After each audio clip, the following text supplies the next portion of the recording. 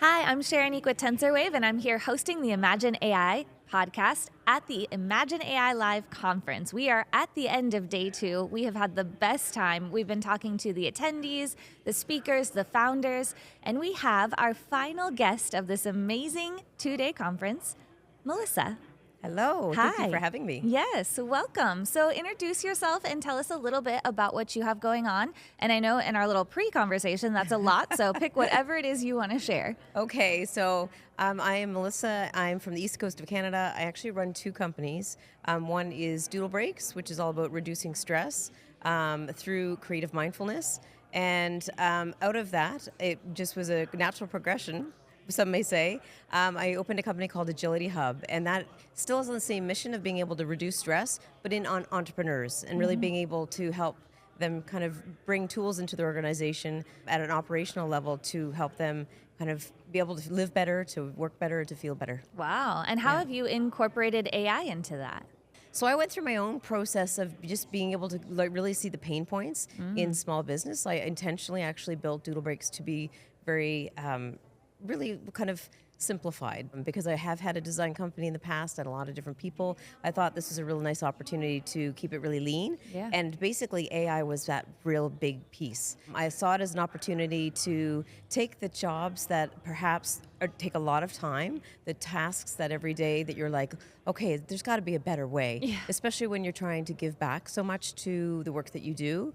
How do you open those kind of streams up? So, I mean, I started very simply in the area in 2022 with content creation. That was the first kind of open door. And I think what's amazing once you go into AI, you start to really look at your operations and how you work.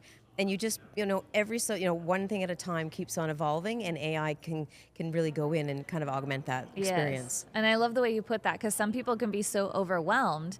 And I've heard a lot of people talking about there's so many tools they didn't even know existed. But if you take it one at a time, think of one thing you'd like to simplify and then work on that and implement it and then introduce something else. And then you can really streamline that whole process. Yeah, and I think that's a key piece, and that's why I felt like I needed to have a voice in the AI space as I kind of moved through the journey, because my background also is in emotional intelligence and really helping people to not feel stressed. When I show up and we have conversations about this, I come to the table where it is approachable and really kind of getting into what are some key steps and really simplified ways to not make this overwhelming. I think AI in general is so vague, it's so abstract. Yeah. A lot of people, it's about trying to jump on this, whatever this wave is, wherever it's going. How do you do it in a way that you feel comfortable with your own morals and your own values? And how do you actually kind of meet, where that community and where this energy is going, and in a way that feels comfortable for you? So I try to help people through that or navigate that process. Amazing. So I'm so curious about this. How do you go about finding clients or the people that you end up working with? What is that process like? I've been very fortunate being in the small business community. There's so many in that ecosystem. I think that especially in the East Coast of Canada, there's not a lot of resources and a lot of communication or having people that are really kind of ear to the ground and actually using these in their processes in their business. So I think that this, being part of the business community, the Nova Scotia tourism and digital communities, they're already plugging me into the networks because they realize we want as many people as possible in here right now to really help bridge what's going on and help to, really continue that dialogue when there's not many people around. So I think I've been fortunate in saying I stay in the business community, and we all, there's a lot of trust in that. Yep. Somebody that sees, oh, wow, if Melissa can do it and she's built her, businesses and she understands what my pain points are, I want to have a conversation with her about it. Yeah. So that's kind of just evolved. Yeah, natural organic process. Yeah. That's awesome. Yeah, and I think Great. everybody will find somebody that resonates with them, and I think that's why it's so important to bring out a lot of voices in this whole landscape right now. Yeah. So you're in Canada, a whole different country.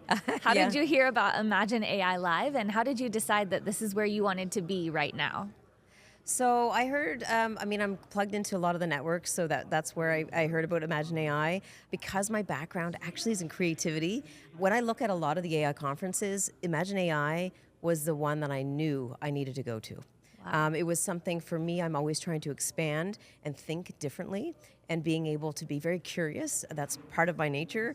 That's how I found AI. And I thought, well, this is going to be the perfect place for me where people are going to push boundaries. They're going to, again, that imagination piece is so critical right now. So that was a real big piece to, okay, that's why I want to come. But then, of course, I saw the lineup of all the people. And I thought, okay, this is a really beautiful cross-section of so many different types of individuals. So I felt like I was going to get not the technical, we had a lot of technical pieces in the last couple days, but we also had a lot of other opportunities to explore, which I felt was a real plus for this conference. Yeah. And has it lived up to your expectations? What have been your key takeaways? The key takeaway, I have to say, I was like, okay, maybe I'll get it in day 2. I didn't realize that we just don't know. But what the beautiful thing with this is, and what I loved about this conference is, I have a huge passion for creativity, and I feel like this is just the beginning. What's opening up to people feeling creative again. I think we've been asleep for quite a long time. Not to say that we haven't had creativity, but even in a systemic perspective, from even just bringing in the most curious and creative minds, we haven't been fostering it as well as we could have.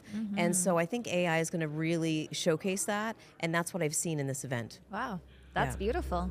Awesome. Yeah. What do you see as maybe some of the biggest challenges of implementing AI or its growth in society in general? Where I find it right now with working in and doing quite a lot of keynote speaking and workshops is mindset.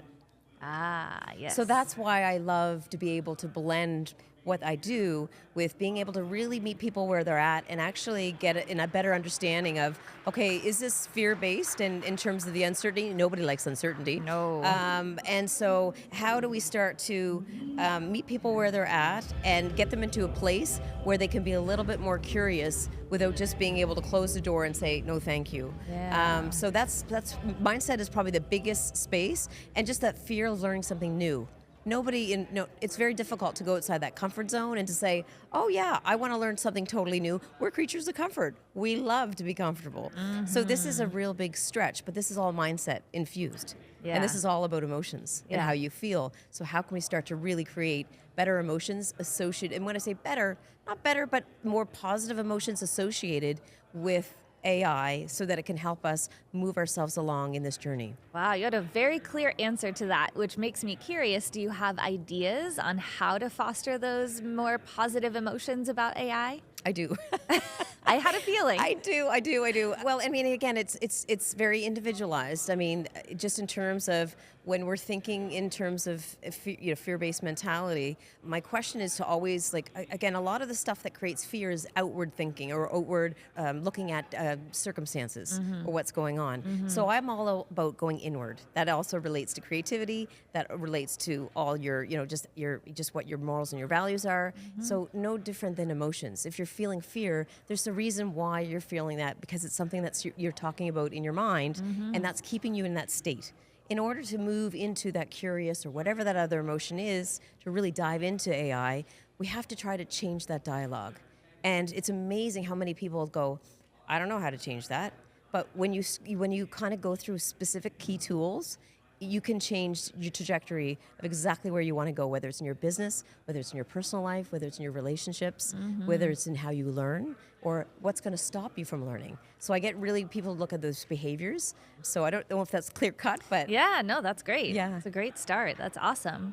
So as we're finishing up here, are there any closing thoughts or things that you want to tell the audience or impart to them? I understand that it's scary, and I understand that we don't all have answers. But I do believe in the human collective. And humanity, we are here to try to all come together to really go into this next dimension. And I think as long as we all can try to be as empathetic and we can be open as possible, I think wherever you're at, somebody will meet you there. And I don't want anybody to feel like they're being pushed into something, but I also do want people to realize that there is something that has changed completely overnight, and that we do have to acknowledge and really tune in with ourselves and how we feel about it. Yeah. Wonderful. So how can people get in touch with you or find you if they want to continue this conversation? Yeah, so if they want to connect with me for specifically the entrepreneur journey and AI, you can connect with me, Melissa, at Aigility Hub. That's Aigilityhub.ai or .com. And if they want to go from the emotional side, and I do merge the two, you can go to doodlebreaks.com. So agilityhub.ai or doodlebreaks.com. Awesome. Wonderful. It was a pleasure having you and getting to talk to you a little bit about what's going on. You too. Thanks so much. It was an amazing conference. Awesome. In my head.